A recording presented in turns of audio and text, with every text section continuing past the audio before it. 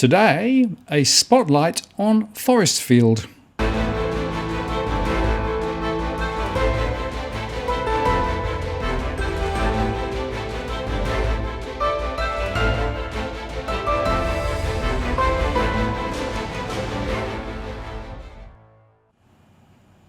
Hello again, it's Martin North from Digital Finance Analytics. Welcome to the latest post covering finance and property news with a distinctively Australian flavour. And in today's post, we look at the most recent property analysis that we've done for Forrestfield in Western Australia. And before I start, I just need, as always, to underscore that this analysis is based on current available information, and it may change, and we are not providing financial advice, and our conversation should not be taken as such. We're merely looking at the data from our surveys and economic modelling, and this information is for your personal use only, and it is likely to change ahead. Now, I should just explain that this is analysis done in our DFA 1-to-1 series, and here this is where we pick a particular suburb in a postcode and do a deep dive analysis on it. And in fact, if you want an individual discussion about a postcode, I still offer that. I can't give you obviously specific financial advice, but I can look at the underlying data that we have for the postcode and look at the recent trends, and I can look at stress, home price data, and look at also some of the projections ahead. So you can book a time with me for a Zoom or a phone chat, up to an hour actually tends to be. $250 plus GST payable in advance, and if you're interested you can contact me via the DFA blog. Links are below. Just to warn you that spaces are limited each week, and at the moment we're booking 2 to 3 weeks ahead. Now, as I've explained on a number of occasions, but I'll just recap once again, we're using our core market model, and the core market model pulls information from our surveys, the 52,000 rolling sample, other sources including JobKeeper and JobSeeker, and as much broader information from the RBA, APRA, etc., as we can. All goes into the core market model, and then that drives our analysis into the market through our industry reports, through the blog, and also custom client research. And as part of that, we take the mortgage stress data, the price trajectory history data, the buying and selling intentions, the migration data, and economic data like CPI, wages and employment. That all goes into the core market model. And then we run a number of scenarios across that, from more or less of aggressive in terms of economic outcomes. And we can look at the information at a postcode level or roll it up to a regional, state or Australia. And that also gives us insight down to a particular postcode level in terms of price trajectory. So we're looking at Forrestfield, postcode 6058. Close to the airport actually. And the description describes it as Forrestfield is a suburb of the city of Kalamunda in Western Australia. It lies 15 kilometres to the southeast of Perth at the base of the Darling Scarp and the southern border of Perth Airport. The suburb is split by Roe Highway into a southern residential area and a northern industrial area. And here are a few recent shots of the area. You can see that it's got a typical residential inner suburban footprint, a lot of new construction, a lot of it on small blocks, and a lot of single-storey, relatively cheap construction. The whole area is pretty flat, and the surrounding area is pretty unimpressive actually. It's pretty sandy and scrub-ridden. And if you go down the road, you can still see areas of very limited development. So this is an area which you could call up and coming if you were being kind, or you could call it a bit of a mess if you were being more honest. Quite a lot of older developments, some new developments, and relatively sprawling in some areas, but also more new development packed in close together. And there is also evidence of new subdivisions and homeland packages in the area, which at the moment are taking off thanks to the recent government stimulus. And whilst there is some limited infrastructure in the area, it's actually pretty limited. And I would argue that one of the issues in this particular part of Perth is the lack of investment in infrastructure, although I believe that some further investments are now in hand. Now let's look at properties for sale. Currently there are 68 on the market. and you can see their distribution pretty much centred around the centre of Forrestfield. Here are a few examples there. Quite a lot of them are houses. As we'll see later, most of the development is single-storey homes, and the prices do vary quite considerably, up to $1 million plus, but actually that's the exception. Most of them are much cheaper. And there's a little bit of vagary about pricing, expressions of interest or 529,000 plus, indicating that perhaps the market is a little less than buoyant. Make an offer to buy, said one property I noticed. And another from $499,000. In fact, a lot of the agents are using from, indicating, I suspect, a relatively weak market at the moment. And it's also worth noting that there are some new subdivisions with villas on them, as well as a range of houses. Now, relative to that 68 for sale, 28 properties sold in the last 2 months. And again, you can see them distributed on the map. And here are some examples. Once again, we see the old symptom of last asking price. That doesn't tell us anything at all about the settlement price, of course. And you can see there that land is definitely on the radar. There are still many plots available, many house and land packages available. And the last asking prices indicate that houses are typically somewhere between $370 and $470, and land around $250. Now, prices do vary a little bit, but you get the drift. So Forrestfield is an area that I've really hardly studied until now, and I have to say it doesn't particularly inspire me, although the prices here are much cheaper than down the coastal strip on the west side of Perth. So let's now look at current price trends. This is the median price trend. We're starting with units. And back in 2013, the average unit price was around $355,000. Today in 2020, it's $325,000. So it's actually slipped. And in fact, if you look closely, the trajectory has been downward for most years. There was a small rise in 2015, a small rise in 2018, and a small rise in 2020 of 4.3, 2.8 and 1.6% in those years. But the falls were more significant, down 1.4% in 2014, down 6.8% in 2016, down 5.6% in 2017, down 3% in 2019. And that gives a net average gain of 0.6% between 2013 and 2020, or after inflation corrected, down 2.2%. So no capital gains. And in fact, if you bought in 2015, you'd be sitting on a capital loss at the moment. Turning to houses, in 2013, the median price was $430,000. Today, it's $380,000. So once again, prices have fallen.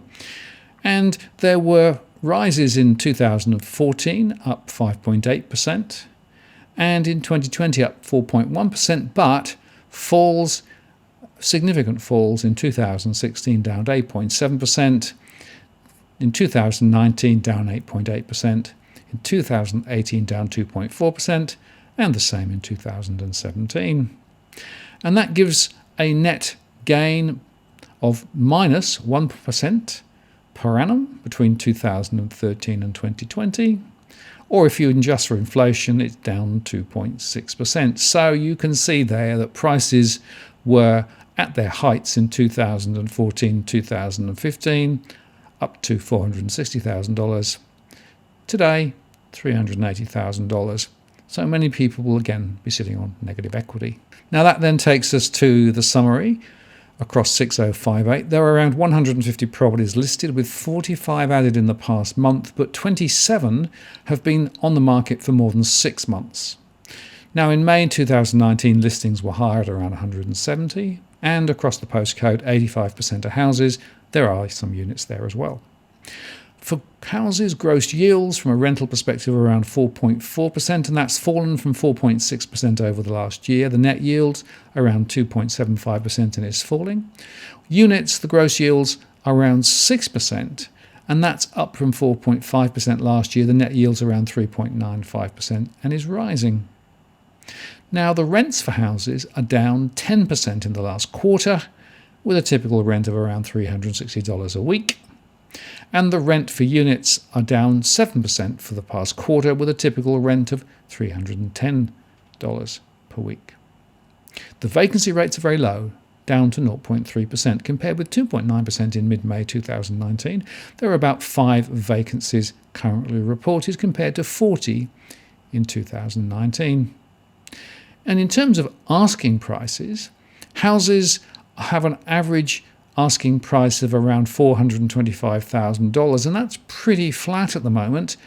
But the average settlement is about 6% lower than the asking price. So most vendors have a higher expectation relative to prices when sold. One reason why there is no real transparency in terms of settlement prices, nearly 40% of prices are not reported publicly at the moment. As far as units are concerned, the asking prices are rising at the moment, up about 12% over the quarter, with a typical unit price of around $315,000, but the average settlement is around 8% lower than asking, and in fact that is rising.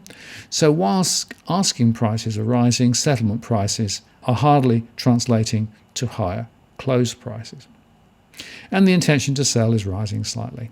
Now, turning to our stress results, there are around 5,400 households in the postcode, 2,800 borrowing, 1,900 renting, and about 1,500 properties for rent, with about 1,100 property investors there. The overall financial stress is around 45%, which is quite high but not dramatic relative to some other parts of Perth. Turning to mortgage stress, there are around 1,700 households in difficulty at the moment. That's 62% of those borrowing.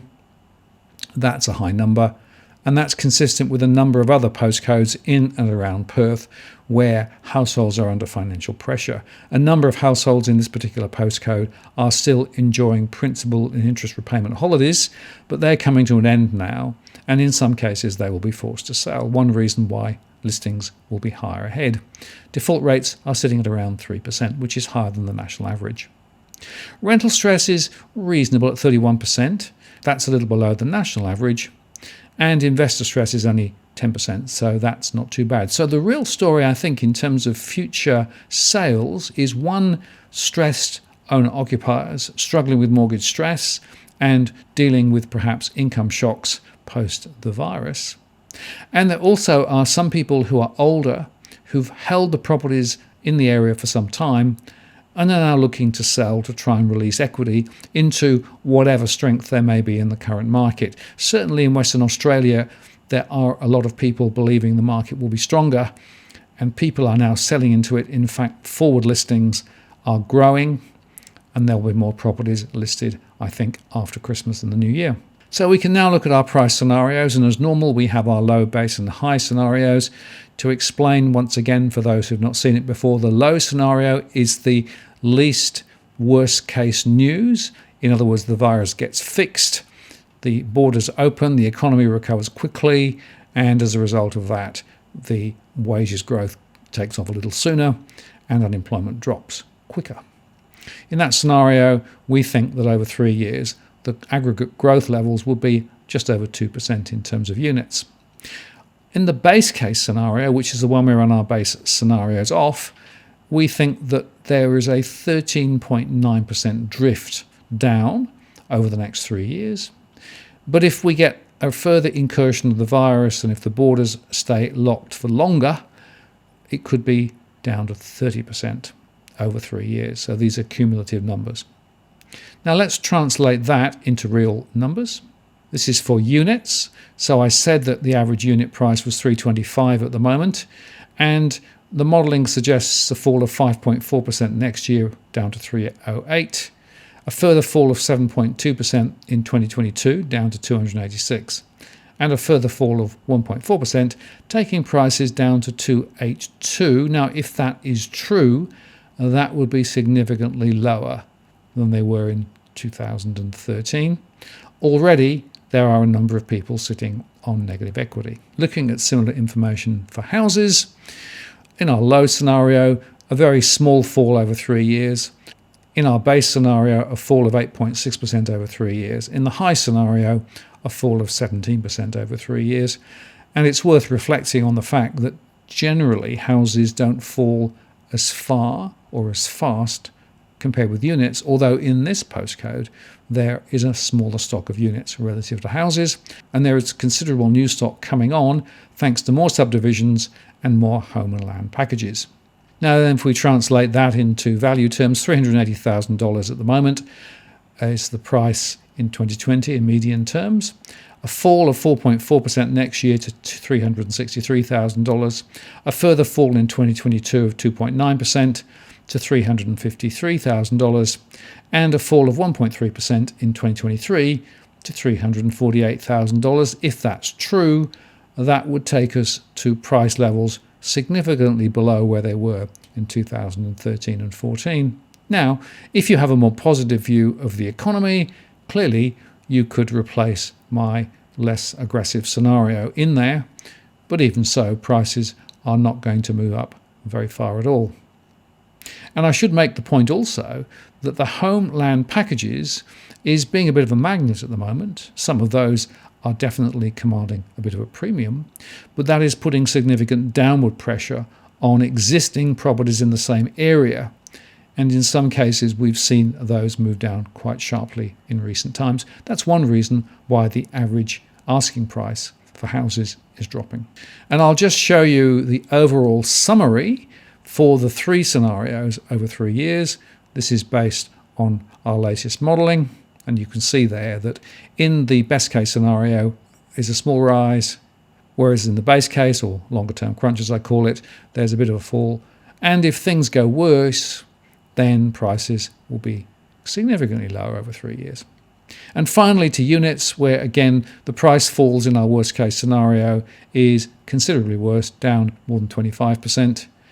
In the best case there is a small rise, but hardly worth talking about really. And in my mid case, prices are down more than 10% over 3 years. So there you have a summary of this postcode. I think this is an outer suburban area, quite typical of a large number in and around Perth, where there's been a lot of development on small lots, where the infrastructure is lagging considerably, where there are lots of properties hanging around, and whilst there is a little bit of an uptick in the market, nevertheless, it's an uptick from a very low base, and most people are sitting on negative equity because they'll have bought at higher prices. So let's not be confused about what's actually going on in and around Perth at the moment, because sure, prices might be just slightly up, but compared to where they were back 7 years ago, they are still very much down in the dumps. And frankly, I don't really see any reason for that to change. Sure, there's a bit of migration into Western Australia, and now, of course, the borders are a little unlocked, although with the Adelaide situation, that may change again. But nevertheless, let's not fool ourselves. The property market in the West is not buoyant. I'm Martin North from Digital Finance Analytics. Many thanks for watching, and I'll see you again next time.